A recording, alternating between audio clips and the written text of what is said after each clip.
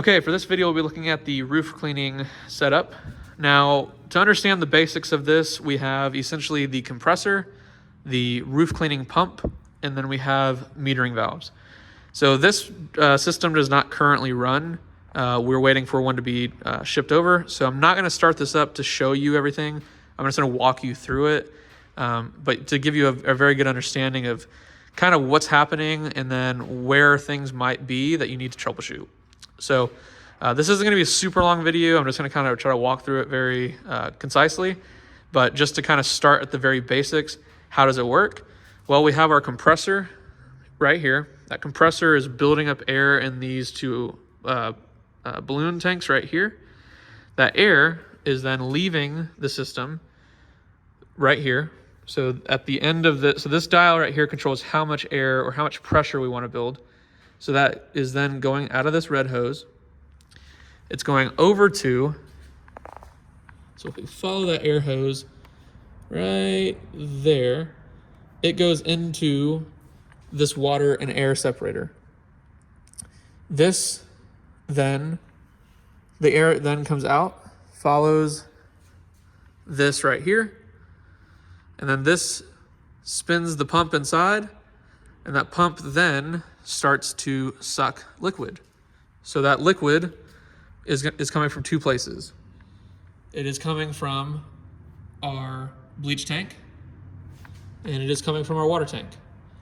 We'll see that this hose right here at the top comes into the system right here.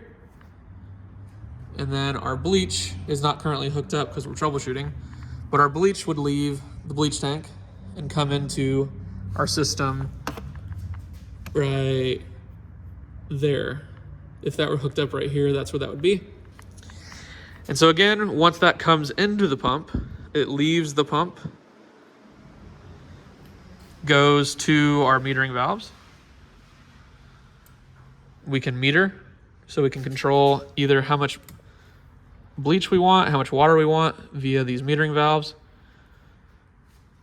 And then once we've done that, it then leaves the system, follows this red hose, which then goes to that hose right there.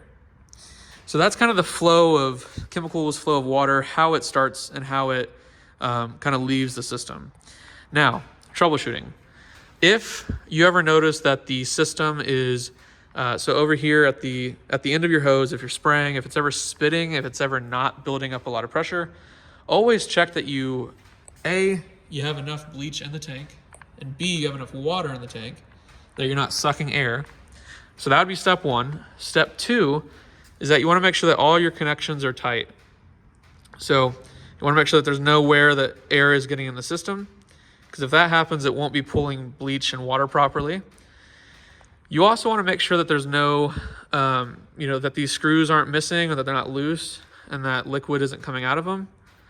And then you also want to make sure that none of your metering valves are broken or leaking or anything like that. And then also too, at the back, you want to make sure that all of these are not leaking air as well. Those are the most common issues that you would come across in the field, is just air entering the system somewhere, and it's just typically a matter of tightening something down.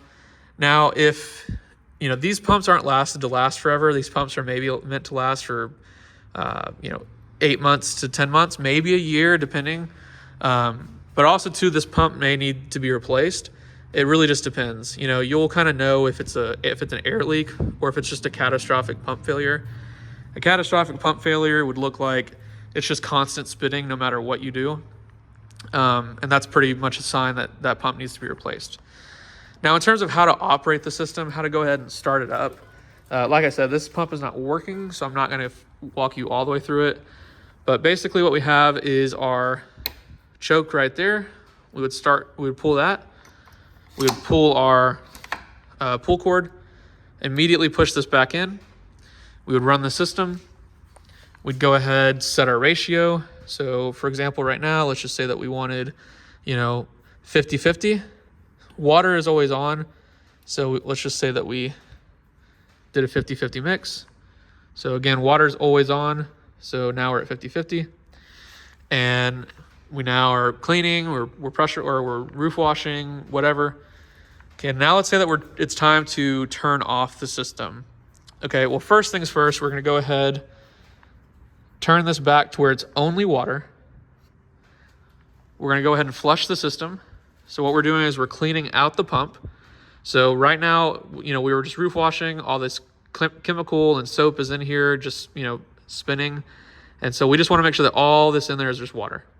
So go ahead and flush the system for a couple minutes. Make sure that we're only smelling and feeling water. You can just, get it on your hand. You'll know if it's water or bleach. It'll be slick, and then one will be, you'll know the feeling. It's a very obvious feeling.